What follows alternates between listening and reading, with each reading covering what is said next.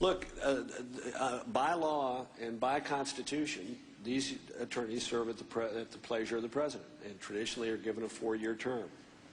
And Clinton, when he came in, replaced all 93 U.S. attorneys. But this is the right of any president to appoint people to these offices. They serve at the pleasure of the President, and my view is that this is, unfortunately, a very big an attempt by some in the Congress to make a political stink about it. Mr. Rove's point is that President Clinton dismissed all 93 U.S. attorneys. President Bush can fire any U.S. attorney he wants, and you're simply making a political stink about it. Well, I think Karl Rove doesn't get it. Here's the problem. Of course, every president has the right to hire and fire U.S. attorneys at will.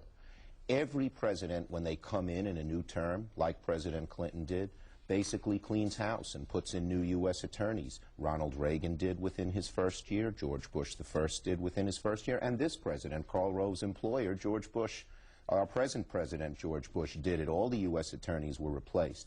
What's different here is not simply that the president wanting this choice, not that choice, but in these instances, the evidence is becoming more and more overwhelming that certain U.S. attorneys, and only certain ones, not all of them, but certain U.S. attorneys were fired because either they wouldn't prosecute a case that was politically advantageous to the White House, or they were prosecuting a case that was disadvantageous to the White House. Every legal commentator, left, right, center, says you can't do that. That's the one thing you can't do. Well, let's be specific about this, because I want to show you what the Attorney General said in January, testifying before your committee. Let's watch Alberto Gonzales. I would never, ever make a change in a United States Attorney position for political reasons, or if it would in any way jeopardize an ongoing serious investigation. I just would not do it.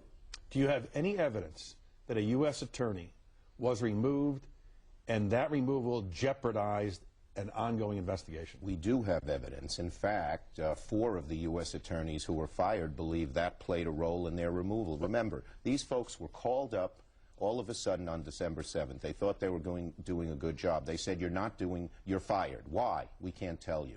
Then they say, there's a little pressure, they say they weren't doing their job right. We get hold of the evaluations done by their peers, the judges, everyone in their district. They all get outstanding ratings. And then it comes out that in 4 of these instances, they were asked to pursue cases, individual cases, not a general policy.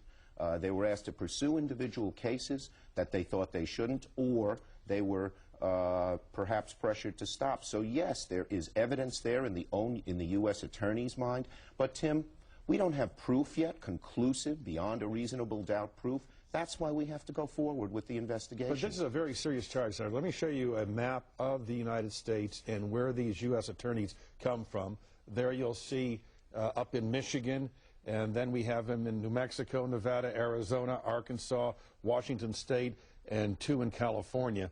Where specifically did a U.S. attorney stop investigating, or was a criminal justice case interrupted because of one of their removals? The most notorious is the Southern District of California, San Diego. Miss Lamb, the U.S. attorney, had already brought about the conviction of Duke Cunningham.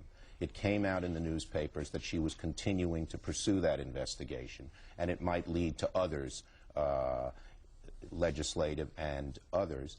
And in the middle of this investigation, she was fired. So I asked the Deputy Attorney General, why was she fired? He said, well, she wasn't doing enough immigration re-entry cases. I said, really? He said, did you tell? I asked him, did you tell her? She said, yes. I said, well, did she improve? This was back in the summer. Did she improve? He said, I have no idea.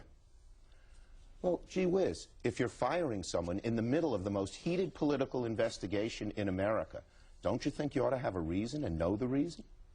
But go back to, again, Bill Clinton back in 1993 when he fired all the U.S. attorneys. The New York Times wrote an editorial saying that the president had tainted the political process and the judicial process, and there was concern that, in fact, a U.S. attorney who was investigating Ways and Means Chairman Dan Rostenkowski, a Democrat, was removed a few weeks before he was going to make a major decision regarding an investigation.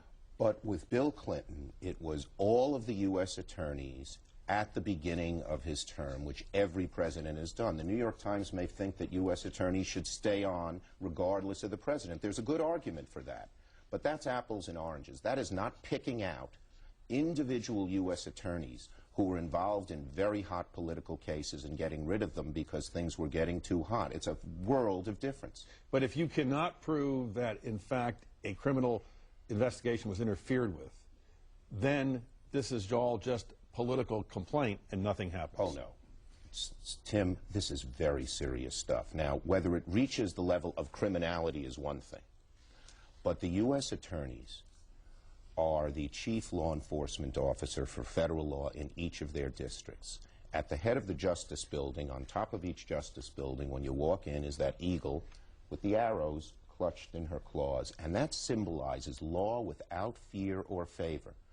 And if U.S. attorneys, when they're doing hot political cases, we've had a tradition for decades that they have some independence once they're appointed and once they're in office with an existing president. And if U.S. attorneys are to fear that if they pursue these cases against politicians, that they will be fired, they won't do it. And let me make one other point. Let us say a month from now, some U.S. attorney somewhere in the U.S. indicts a politician. And that politician's lawyer gets up and says what lawyers often say in these situations. It's politics. Now more people are going to believe that. So the rule of law, without fear or favor, is so important to this country. When you fire U.S. attorneys for political reasons, it's serious. And look, this is not just Chuck Schumer or the Democrats. They say it's political. Ask John Sununu. Ask Gordon Smith. Ask the large number of Republican office holders who have said this is very wrong as well. This is far deeper than politics. Paul McNulty, the Deputy Attorney General, came before the Judiciary Committee in February, was asked about this, and this was his response. All of the changes that we made were performance-related. Is that accurate? That's totally inaccurate. Paul McNulty himself, I know him, he called me on the phone and said, I am sorry that I didn't tell you the truth. I was not told that these things were happening by the people who were supposed to brief me. Now, one of those people is Kyle Sampson. Kyle Sampson, the Chief of Staff to the Attorney General. And Kyle Sampson says everyone knew what was going on here. We have to get to the bottom of this. Well, in fact, Kyle Sampson's attorney, Brad Berenson, wrote this last night, on Friday, the fact that the White House and Justice Department had been discussing this subject since the election was well known to a number of other senior officials at the department, including others who were involved in preparing the department's testimony to Congress. So the people who prepared Paul McNulty knew about this? Well, that's what Kyle Sampson says, and we have a conflict in testimony, and we have the stories keep changing from so many people.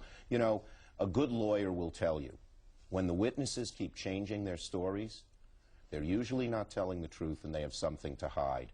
Our investigation has to get to the bottom of just that. There was an email on Friday that was released from two members of the White House counsel staff regarding Karl Rove, and it said this: Karl Rove stopped by to ask you, roughly quoting, how we plan to proceed regarding U.S. attorneys, whether we are going to allow all to stay, request resignations from all, and accept only some of them, or selectively replace them. Now, Mr. Rove could easily say he was simply asking the question. What was the White House counsel's office doing or recommending? That is exactly true, and we don't know yet Karl Rove's exact position and actions. That's why we want to talk to him under oath directly. But I will tell you this.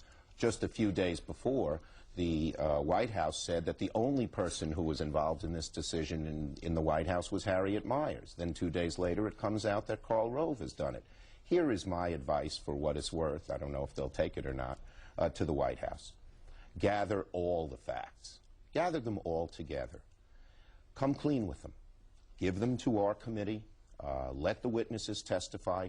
Let's see where this all goes, and then we can take corrective action to make sure it doesn't happen again. To let it leak out, to let the stories keep contradicting each other, is no good for the administration. It's no good for the Justice Department, and most of all, it's no good for America. So let's get all the facts out. Let's look at them thoughtfully, carefully, thoroughly. Let's not flinch from them, but then let's take corrective action and move on.